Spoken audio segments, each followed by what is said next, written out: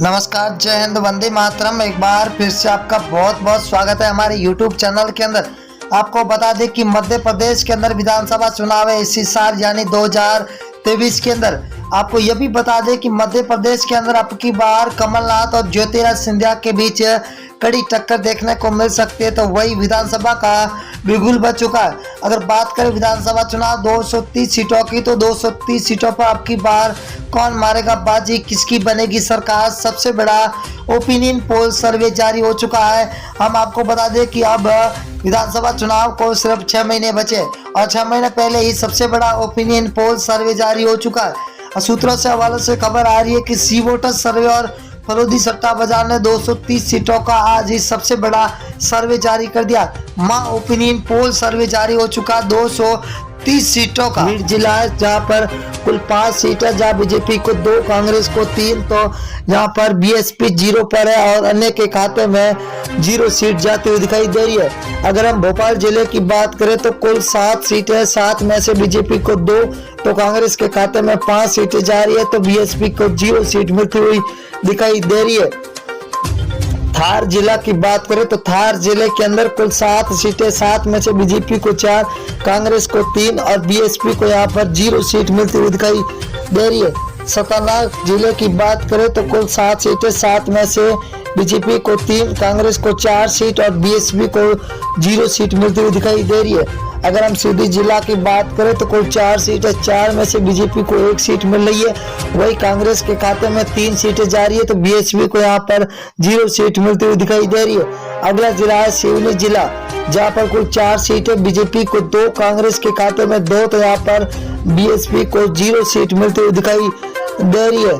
अगले जिले की बात करें तो बड़वानी जिला है, जहाँ पर कुल 4 सीटें, 4 में से बीजेपी के खाते में 1 सीट जाती हुई दिखाई दे रही है, तो कांग्रेस को 3 सीट, वही बीएसपी के खाते में 1 सीट जा रही है, तो अन्य के खाते में 0 सीट मिलती हुई दिखाई दे रही है। अगर हम सागर जिले की बात करें तो 8 सीट है, जहाँ पर बीजेपी को 3, तो कांग्रेस के खाते में 5 सीट जा रही है, तो बीएसपी को यहाँ पर 0 सीट पर संतुष्ट होना पड़ रहा है। अगला जिला है शिवपुरी जिला, जहाँ पर कुल 5 सीटें, 5 में से बीजेपी को 4 सीटें मिल रही है, तो कांग्रेस के खाते में 3 सीट, वही बीएसपी को यहाँ पर 0 सीट मिल रही है, तो अन्य के खाते में भी 0 सीट।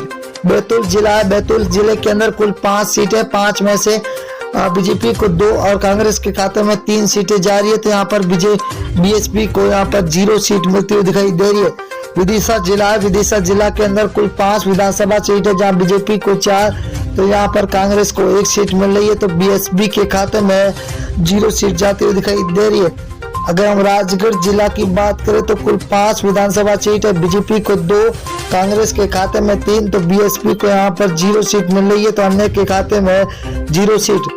अगर हम ग्वालियर जिला की बात करें तो यहाँ पर कुल 6 विधानसभा, जहाँ बीजेपी को 2, तो कांग्रेस के खाते में 0 सीट जा रही है, तो यहाँ पर बीएसपी का खाता खुलता हुआ 1 सीट मिलती हुई दिखाई दे रही है। अगर हम देवारा जिला की बात करें तो देवारा के अंदर कुल 5 विधानसभा, जहाँ बीजेपी को 1, कांग्रेस को 4, तो बीएसपी के खाते में 0 सीट मिलती हुई दिखाई दे रही है, तो अन्य को यहाँ पर 0 मिलती हुई दिखाई दे रही है। उज्जैन जिला है, उज्जैन के अंदर कुल विधानसभा 7 सीटें, जहाँ बीजेपी को 5, कांग्रेस को 2, तो बीएसपी के खाते में 0, तो अन्य के खाते में भी 0 सीट जाती हुई दिखाई दे रही है। अगर हम जबलपुर जिले की बात करें तो 8 विधानसभा सीटें है, जहाँ बीजेपी को 3, कांग्रेस को 5, तो बीएसपी के खाते में 0 सीट मिल रही है, तो अन्य को भी यहाँ पर 0 सीट मिल रही है। अगर हम कटनी जिला की बात करें तो कटनी जिले के अंदर 4 विधानसभा, यहाँ पर बीजेपी और कांग्रेस को 2-2 सीटें मिलती हुई दिखाई दे रही है, तो बीएसपी और अन्य के खाते में 0 सीट मिलती हुई दिखाई दे रही है। इंदौर जिला की बात करें तो इंदौर जिले के अंदर कुल 9 विधानसभा, जहाँ बीजेपी को 3, कांग्रेस को 6, तो बीएसपी के खाते में 0 सीट जाती हुई दिखाई दे रही है। अगले जिले की रुख करें तो छिंदवाड़ा जिला है, जहाँ पर कुल विधानसभा 7 सीटें है, जहाँ बीजेपी को 1, कांग्रेस के खाते में 6, तो बीएसपी को 0 सीट मिल रही है, तो अन्य के खाते में 0 सीट जाती हुई दिखाई दे रही है। अगर हम सीहोर जिले की बात करें तो यहाँ पर कुल 4 विधानसभा, बीजेपी के 1 और कांग्रेस को 3 सीटें मिल रही है, तो बीएसपी के खाते में यहाँ पर 0 सीट मिलती हुई दिखाई दे रही है।